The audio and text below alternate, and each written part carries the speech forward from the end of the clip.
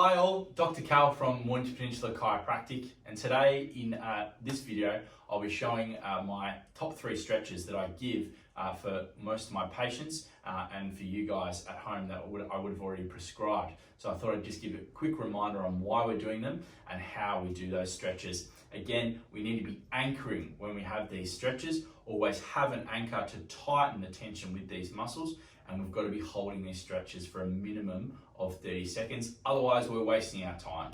We know that research says that if we're not holding it for a minimum of 30 seconds, we're really wasting our time in stretching altogether.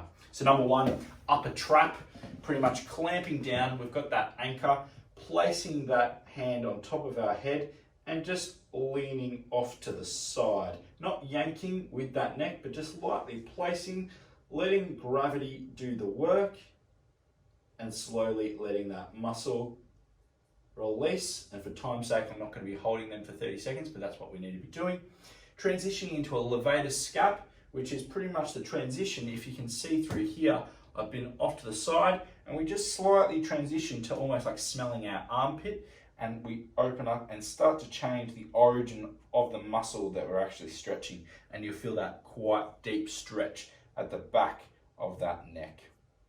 Last one for that neck stretch, we look at that SCM, which is this beautiful muscle that runs from the back of our skull all the way down to our clavicle. And this one can get really, really tight, especially if we're sitting at a desk a fair bit, or if we've got any sort of head carriage or rolling through our thoracic. So I love this stretch for that.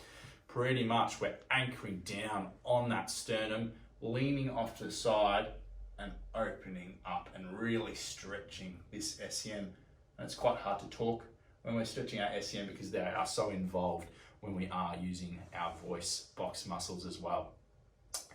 Any questions on that, don't hesitate to speak to Dr. Ben or myself. We're always happy to help with any of those questions.